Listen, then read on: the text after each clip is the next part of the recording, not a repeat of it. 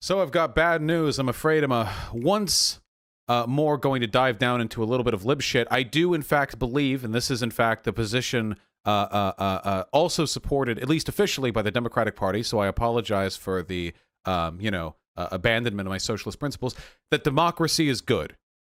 That is a position that I hold. Turns out not everyone agrees with me, one of those people being Donald Trump. Look at this.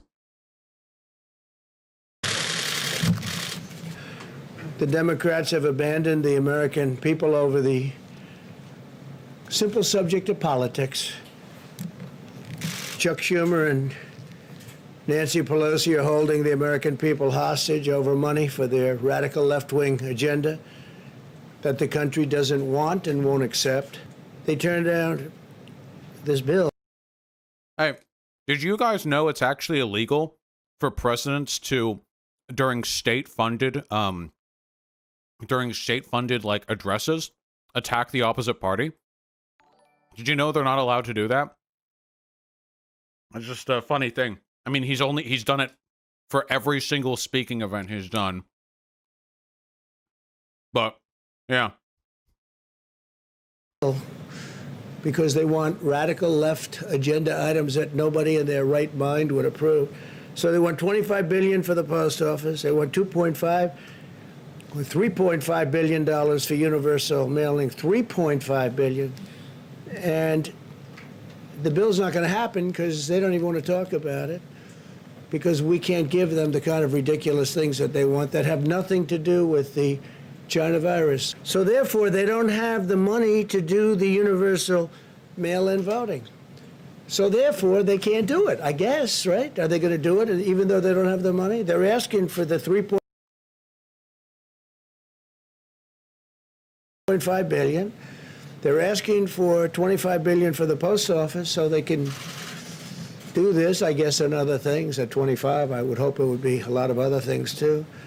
But therefore, they don't have it. They don't have the money to do the universal mail-in votes. It'll be the greatest rigged election in history. It'll be the greatest fraud ever perpetrated, other than perhaps what they did to my campaign, where they spied on my campaign. The other thing they couldn't prove happening. Of course, every Trump address is just a string of lies cut together with stammering. But if you miss that, he literally just said that the Trump administration will not be backing funding for the USPS because to give them that funding would be to allow them to more effectively process mail-in voting.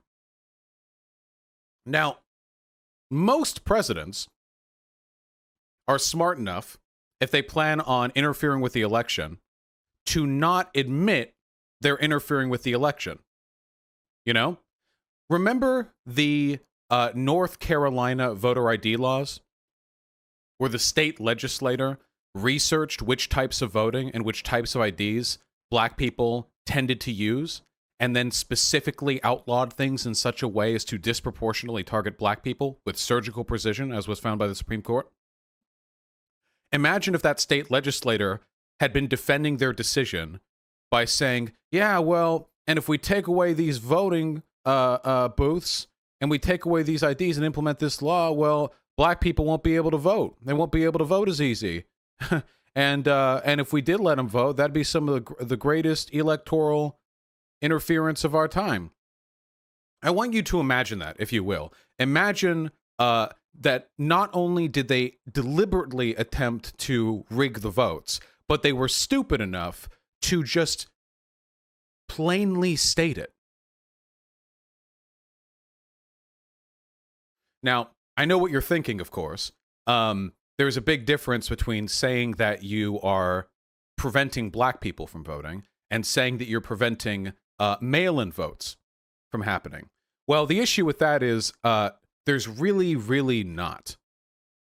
Because it has been found in poll after poll after poll, Biden voters are significantly more likely to rely on mail-in voting than Trump voters, for a wide variety of reasons.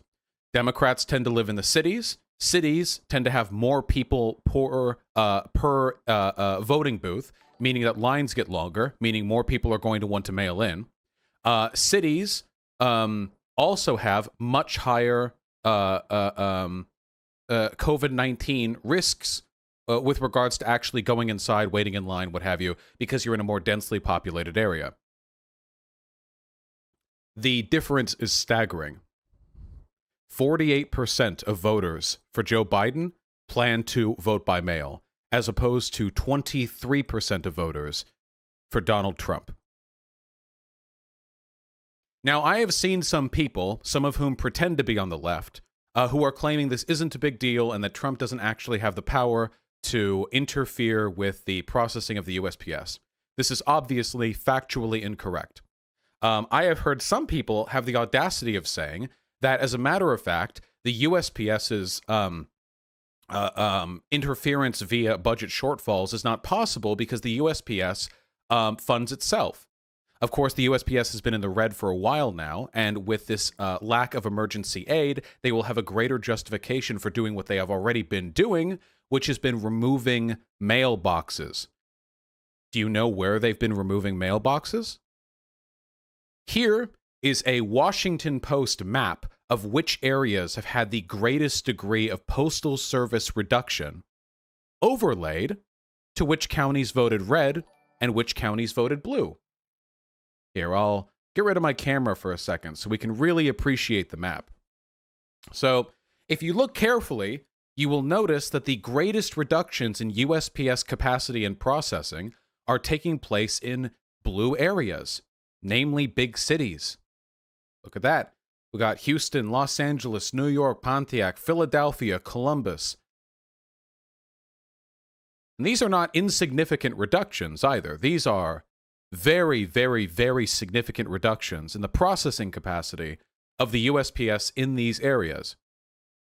In these areas which vote Democrat. Now, that could just be a coincidence.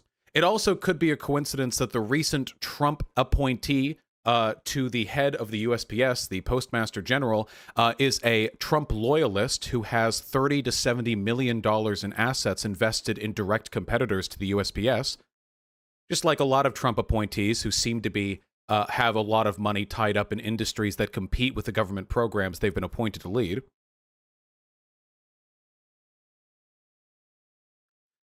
Now, the issue we have right now, we don't know factually the degree to which the disempowerment and defunding of the USPS is going to actually influence the election. We don't know. It's not possible to know.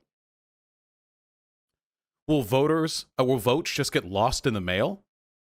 Will they not be processed in time to affect the election? Are we going to have an election and then 2 months later we find there's this big cache of votes that were never counted and it's too late to go back and change the outcome?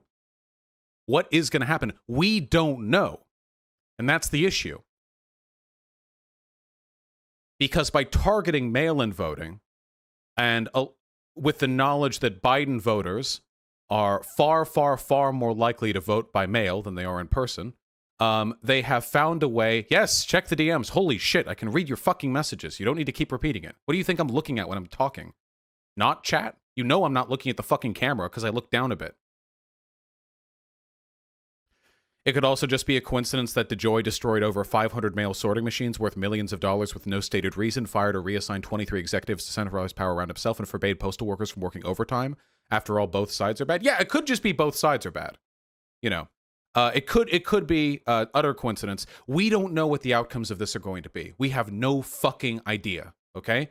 All we can do now, if we're not going to vote in person, is to make the odds of USPS interference as low as possible by dropping off our mail-in votes at the ballot box directly outside of the voting station, which we can do. In most states, I believe, possibly all of them, I don't know if it's a state-by-state thing, that is something you can do. If you want to vote by mail, you get your ballot, you throw that shit into an envelope after filling it out proper, and then you deposit it outside of the polling station. You have a little slot there.